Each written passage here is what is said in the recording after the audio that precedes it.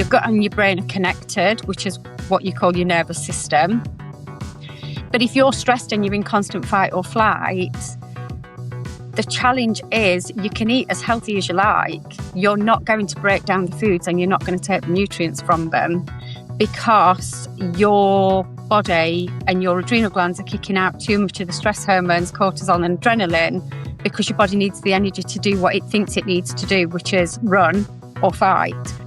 They learnt what was sustainable for them and what served them. And that wasn't necessarily just the food, it was the understanding what actually stressed them out. So a lot of people think that it's just other people might stress them out, or like you said in the beginning, the foods, but actually quite often the things that stress you out the most is not moving enough, not being hydrated enough. And so then you can't rest properly because your body hasn't had what it needs to be able to repair and regenerate when you're sleeping.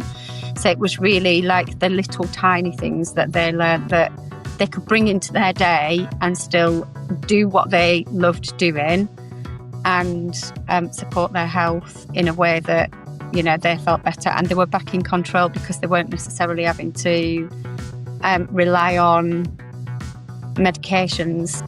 If there was only one myth that you were allowed to correct about nutrition and gut health, what would it be? It's not all about food. Okay. Succinct, to the point. I like it. Yeah.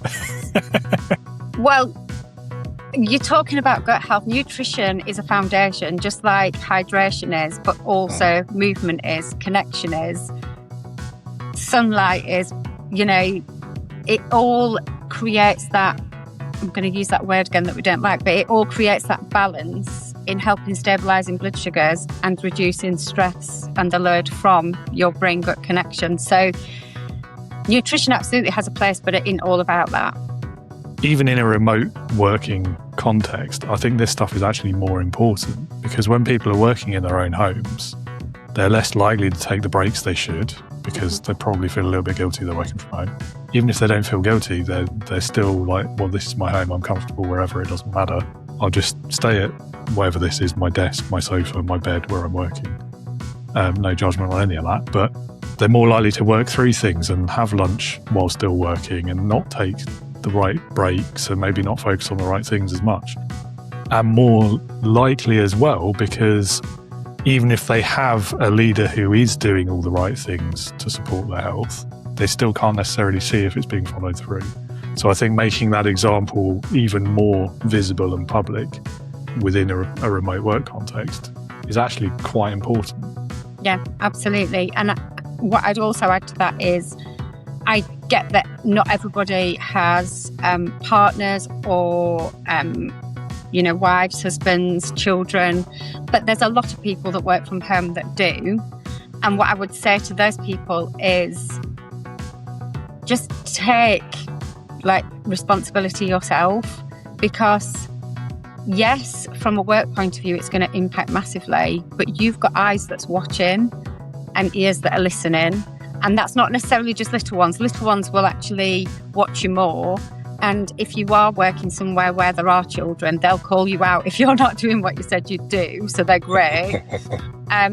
But what you'll find is that if you start doing this, then your spouse or your partner or whoever will start following suit as well. So you're kind of giving permission within the home area as well.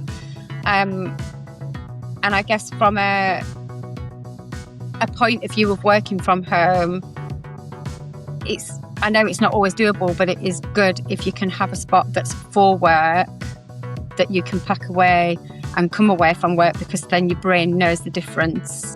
Two common themes coming out there. One, a particularly big one, I think, that I hear quite frequently, either in this question or when I ask people like their best experiences of leaders, is that kind of theme of they believed in me before I believed in myself, or they saw something in me that I hadn't seen yet.